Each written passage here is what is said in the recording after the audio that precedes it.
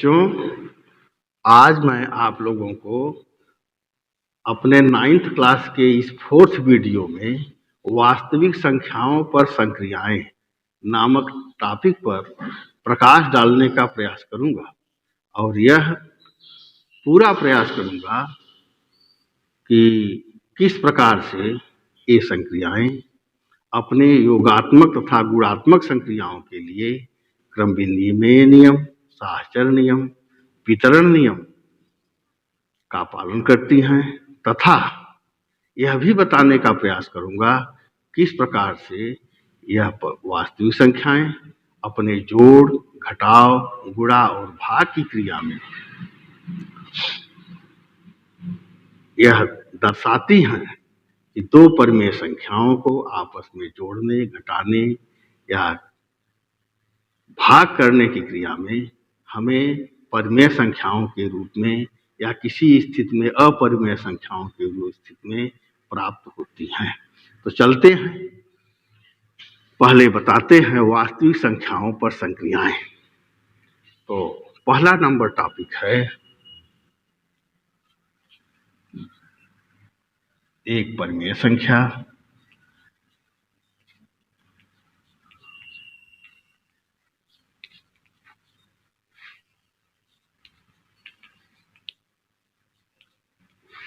तथा एक अपरिमेय संख्या।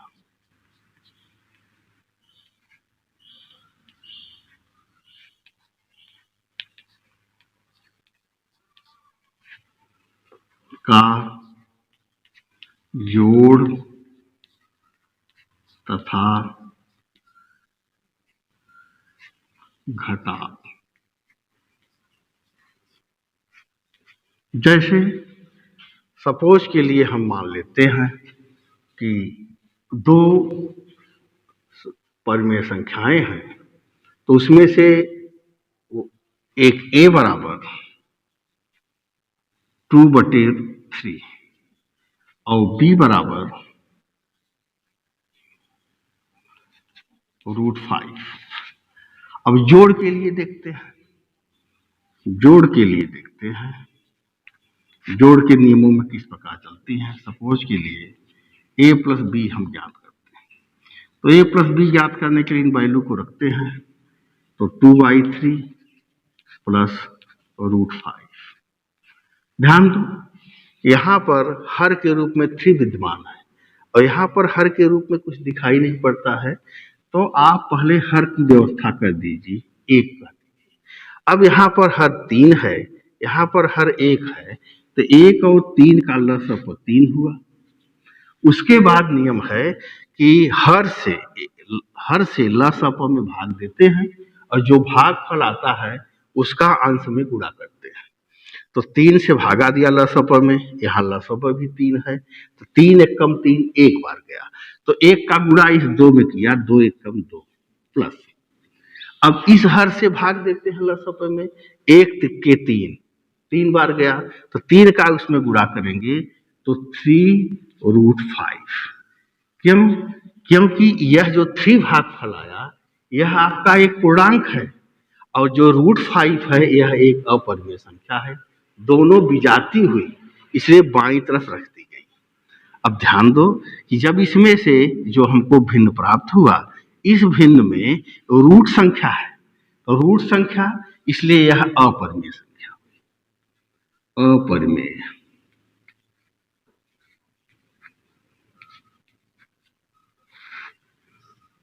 संख्या। अब इसी क्रिया को हम पुनः दोहराते हैं, घटाव के परिप्रेक्ष्य में जाते हैं, यहां लिखते हैं घटाव। तो घटाव के लिए इन्हीं मानों को फिर रख दो, तो a माइनस बी लिखो। a माइनस बी की स्थिति में a का मान 2/3 और यहाँ -√5। फिर वही क्रिया को फिर दोहराते हैं, यहाँ पर हर के रूप में 1 लिख दिया, इसका हर 3, इसका हर 1, तो हर का लसअप हुआ 3 एकम 3। अब फिर वही क्रिया कि हर से लसअप में भाग देते हैं और जो आता है उसका अंश में गुणा करते हैं। 3 एकम 3 एक बार गया, एक का गुणा दो में किया, 2 एक कम 2, फिर जो चिन्ह है उसको लिख दिया, उसके बाद इस हर से इसमें भाग देंगे, 1 तिक्के 3 3 बार गया, फिर इसमें गुणा करेंगे तो हुआ 3√5। इस प्रकार से हमको फिर अपरिमेय संख्याओं के रूप में प्राप्त हुई फल, अपरिमेय संख्या।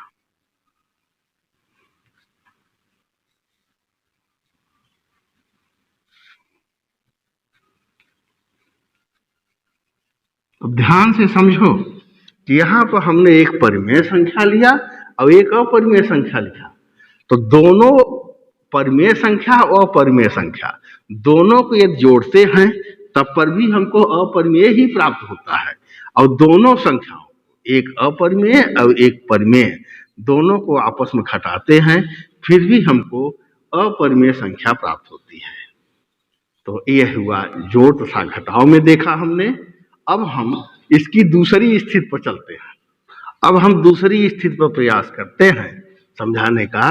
ये दूसरी स्थिति है एक परिमेय संख्या तथा एक अपरिमेय संख्या का गुणा तथा भाग। अब इसमें हम सेम उदाहरण लेकर इसलिए चलते हैं जिससे आपको भली भांति आप अवगत हो जाएं कि किस प्रकार से सेम उदाहरण ही, सेम मान ही गुणा और भाग की क्रिया में हमको क्या फल देता है, हम यह आपको समझाने का प्रयास करेंगे। तो गुणा की स्थिति में और यह स्थिति है भाग की स्थिति में। तो यह गुणा की स्थिति में a इंटू बी दोनों का गुणा करते हैं, 2/3 गुणित का चिन्ह √5।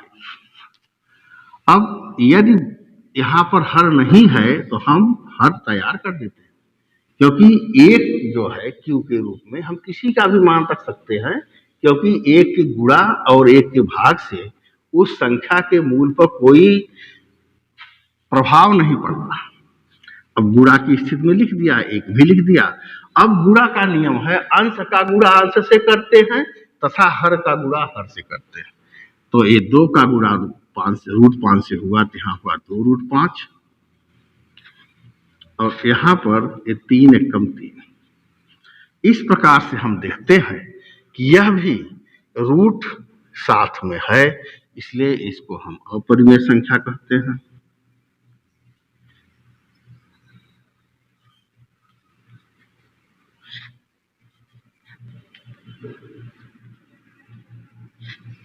यहां भाग की स्थिति में चलते हैं, तो यहां लिखेंगे a भाग का चिन्ह b, और वैल्यू रखते हैं 2/3 भाग का चिन्ह यहाँ पर √5। फिर यहाँ जब हर नहीं है तो हर के लिए बटे में 1 कह देते हैं, और 2/3 ये भाग की जगह गुणित का चिन्ह देखते हैं। देने के बाद में दाहिने हाथ की भिन्न को उलट देते हैं। उलट देने का अर्थ हुआ हर को अंश के रूप में दिखा देते हैं और अंश को हर के रूप में दिखा देते हैं। अब ऐसी स्थिति में अंश का गुणा अंश से 2 एक कम 2, और बटे में इसका हर का गुणा हर से 3√5। अब इसका परमेयीकरण करते हैं। परमेयीकरण करने का मतलब है हर में रूट न रहे, तो ऐसी स्थिति में ये √5 से ऊपर नीचे गुणा करते हैं, तो यहां पर हुआ 2√5, √5 से ऊपर नीचे गुणा किया तो यहां हुआ 2√5, और बटे में 3 इंटू, और रूट का गुणा रूट से हुआ और अंदर में सेम संख्या भी है, तो √5 का स्क्वायर तैयार हुआ, तो उसका जब 5 का स्क्वायर तो रूट हट जाएगा अपने आप 3 इंटू 5। अगला क्रम हुआ 2√5 और बटे में 3 5 जब 15। अब भी इस संख्या से रूट गिनती नहीं हटी, इसका मतलब यह है यह भी अपरिमेय संख्या के रूप में प्राप्त हुई। अपरिमेय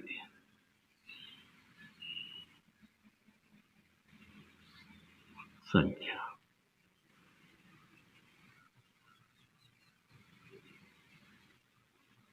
तो इस प्रकार से हमने आपको समझाने का प्रयास किया कि जोड़ घटाव गुणा और भाग, तो जोड़ घटाव का यही सेम उदाहरण से पेश किया हमने और दिखाया कि दोनों स्थितियों में अपरिमेय संख्या प्राप्त हुई, और सेम एग्जाम्पल सेम वैल्यूएशन से दिखाया गुणा और भाग की क्रिया में भी हमको, जबकि यह एक परिमेय संख्या है दूसरी अपरिमेय संख्या है, लेकिन जोड़ में भी अपरिमेय संख्या के रूप में प्राप्त होता है इसका फल, और गुणा और भाग की क्रिया में भी सेम एग्जाम्पल सेम वैल्यूएशन से भी हमको अपरिमेय संख्या ही प्राप्त होती है। अब हम आपको तीसरी स्थिति दिखाने का प्रयास करूंगा।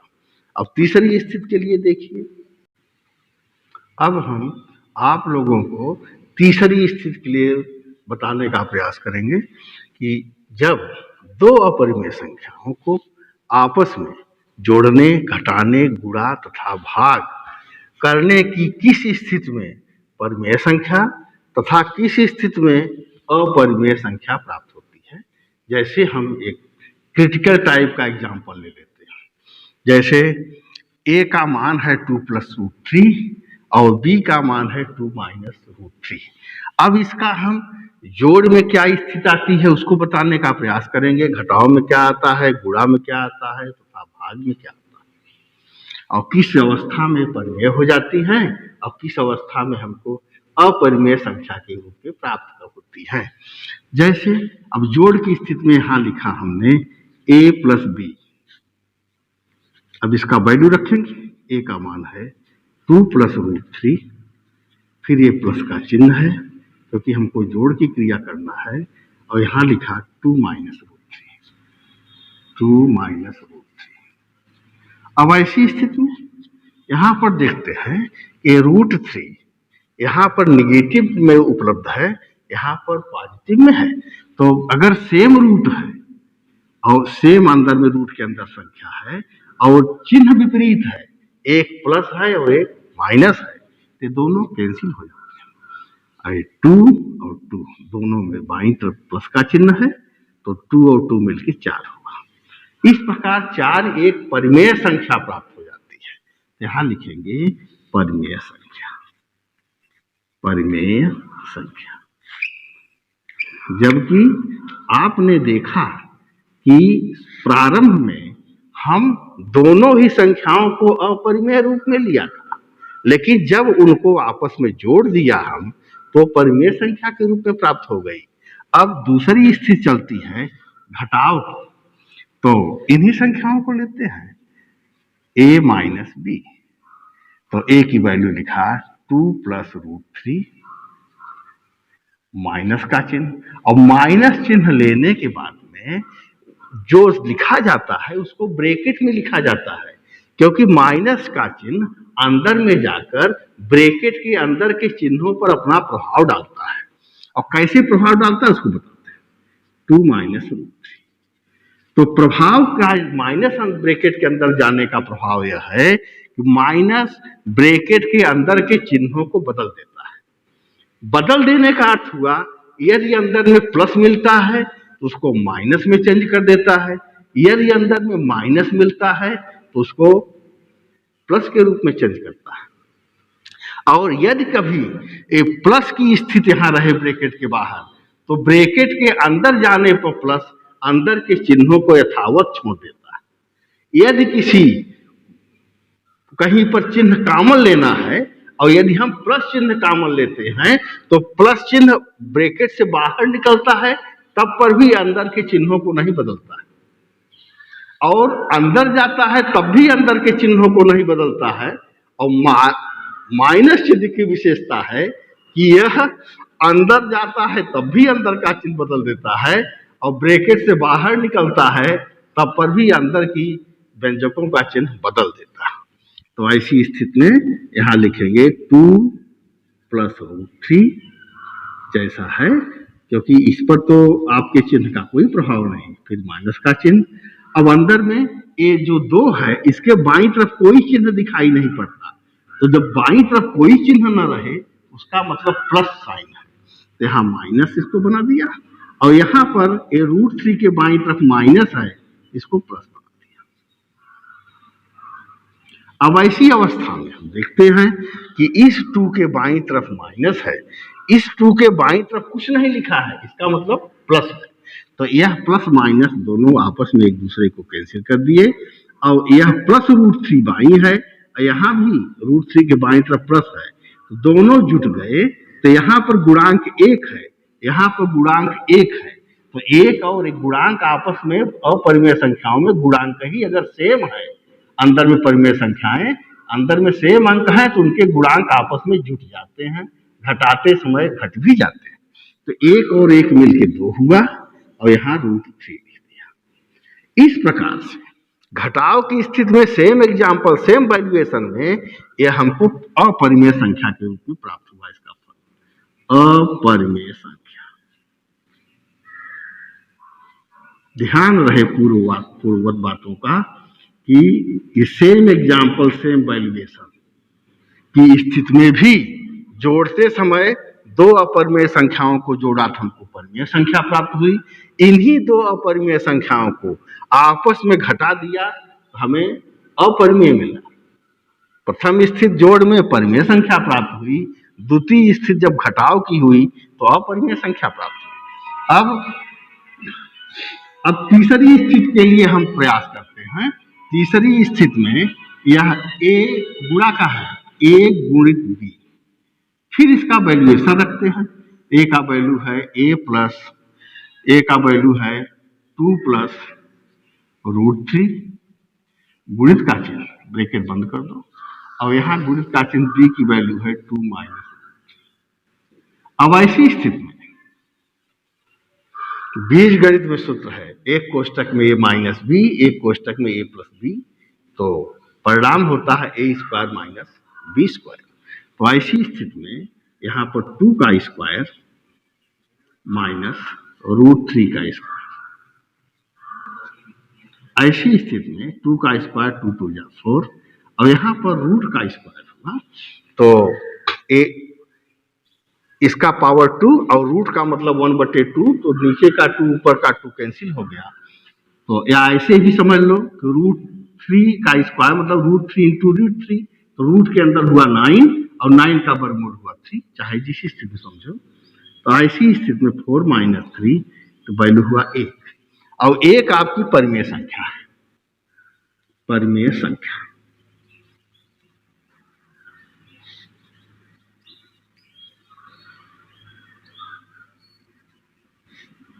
अब इसकी चतुर्थ स्थिति आती है जब इनको हम आपस में भाग करते हैं। तो भाग की स्थिति में हम लिखते हैं a/b। तो ऐसी स्थिति में इसको लिखा हम a का वैल्यू 2 प्लस √3 और b की वैल्यू के लिए लिखा 2 माइनस √3, b की वैल्यू लिख दिया। अब इसको जब हल करने की प्रक्रिया करते हैं तो इसके हर का हम परिमेयीकरण करते हैं। तो हर का परिमेयीकरण का मतलब हर से हमको रूट को हटा देना है, तो इसकी संयुग्मी संख्या से हम अंश और हर दोनों में गुणा करते हैं। संयुग्मी का अर्थ है कि इनके वैल्यूएशन सेम हो, संख्याएं सेम हो, लेकिन इनके चिन्ह विपरीत हो जाए, तो इसी को संयुग्मी संख्या कंजुगेटिव नंबर कहते हैं। तो इसका अपोजिट चिन्ह हुआ 2 प्लस √3 और यहाँ भी वही सेम चीज 2 प्लस √3। ऐसा करने से ऊपर की स्थिति प्राप्त हुई 2 प्लस √3 का होल स्क्वायर और नीचे हुआ a plus b, a minus b, तो a² माइनस b², √3 का स्क्वायर। ऐसी स्थिति में a हुआ a plus b whole square, तो 2 का स्क्वायर 4 और प्लस √3 का स्क्वायर 3 प्लस 2ab, माने a प्लस बी का whole square, a² plus b² plus 2ab। तो a की जगह 2 है तो 2 का स्क्वायर 4, √3 का स्क्वायर, तो √3 का स्क्वायर रूट हट गया 3 और प्लस 2ab, तो 2 इंटू 2 तो सूत्र का है और यह 2 इसका नंबर है और उसके बाद √3, a² plus 2a, a² plus b² plus 2ab और बटे में a² माइनस b², तो 2 का स्क्वायर 4 हुआ और √3 का स्क्वायर 3। अब ऐसे में परिणाम यहां प्राप्त होता है 4 और 3 7 प्लस, अब यहाँ 2 2 जा 4, 4√3 बटे, अब 4 में 3 या 1, चाहे इस लाइन में 1 दिखा दो और अगली लाइन में 1 को हटा दो, क्योंकि 1 से डिवाइड करने पर भी संख्या पर कोई प्रभाव नहीं पड़ता है। तो यहाँ लिखा 7 प्लस 4√3। अब यह हमको परिमेय संख्या के रूप, अपरिमेय संख्या के रूप में प्राप्त हो गई। अपरिमेय संख्या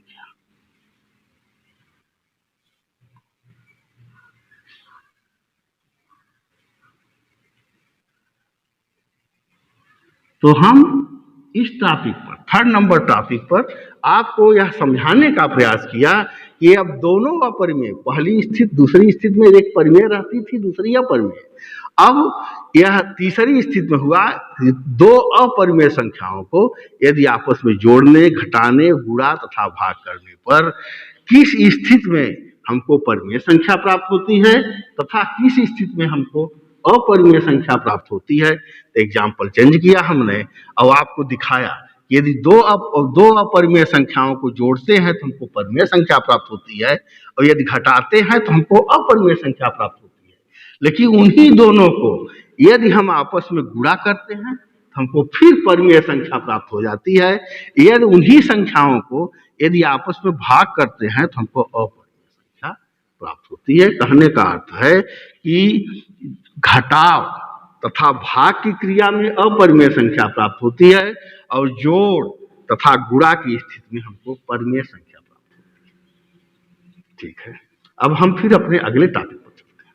इसी के 4th क्रम में चलते हैं आपको लेकर के। किसी धनात्मक वास्तविक संख्या x के लिए ज्यामित रूप से √x का मान ज्ञात करने की विधि बताएंगे। तो इसमें पहला कॉलम पर कई स्टेज में चलते हैं। पहले कॉलम पर हम जो दी गई x संख्या है इसके लिए एक स्थिर बिंदु से हम इसी के माप की एक संख्या रेखा पर एक रेखा खींच करके जितनी वैल्यू है x का उतनी, जो भी मान है उतनी लंबी एक रेखा खींचते हैं और संख्या खींचने के बाद में सेकंड बिंदु का नाम हम b रखते हैं। अब उसके बाद में जैसे कोई भी संख्या, जैसे सपोज के लिए √2 है तो √2 हमने यहाँ लिखा, तो √2 लिखा तो p/q के रूप में लिखने के लिए हम बटे में 1 तो लिख ही सकते हैं। तो ऐसी अवस्था में जो यह 1 है इसको भी हम संख्या रेखा दिखाते हैं। पहले हम जो अंश है उसके माप की एक रेखा खींचकर सेकंड बिंदु भी अंकित करते हैं। फिर एक थर्ड जो नीचे है इकाई अंक, तो उस इकाई अंक माने 1 सेंटीमीटर, तो एक रेखा खींच देते हैं, वह इकाई अंक के बराबर रेखा खींचकर इसका अलग नाम दे देते हैं बिंदु C। अब इसके बाद में ये जो रेखा A से लेकर C तक बन गई इसका हम मध्य बिंदु ज्ञात करते हैं। तो मध्य बिंदु हम किस प्रकार ज्ञात करते हैं कि पटरी प्रकार की सहायता से A और C के मध्य बिंदु से ज्यादा दूरी लेते हैं, ऐसे अंदाज करके ऐसे फैला देते हैं। फैला करके यहाँ पर एक रेखा खींच देते हैं, चाप काट देते हैं, ऊपर और नीचे भी चाप काट देते हैं और फिर सुई को उठाकर यहाँ C बिंदु पर रख करके फिर उसी चाप पर सेकंड चाप काटते हैं और उसके बाद पटरी से ये दोनों बिंदुओं को मिला देते हैं। पटरी ऐसे बगल में लगा देते हैं और लगा करके और इस प्रकार से इसको मिला देते हैं। अब जो यह बिंदु हो जाता है इसका नाम हम O रख देते हैं। यह A से लेकर C तक का मध्य बिंदु, B नहीं C, A से लेकर C तक बिंदु का मध्य बिंदु है।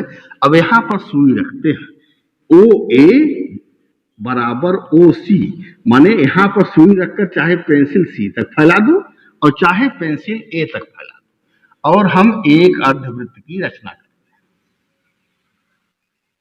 जो A बिंदु से चला C बिंदु पर गिरा। अब उसके बाद में हम इस B बिंदु से दूसरी स्थिति में इस B बिंदु से एक लंब खींचते हैं। इस लंब का मतलब 90 डिग्री।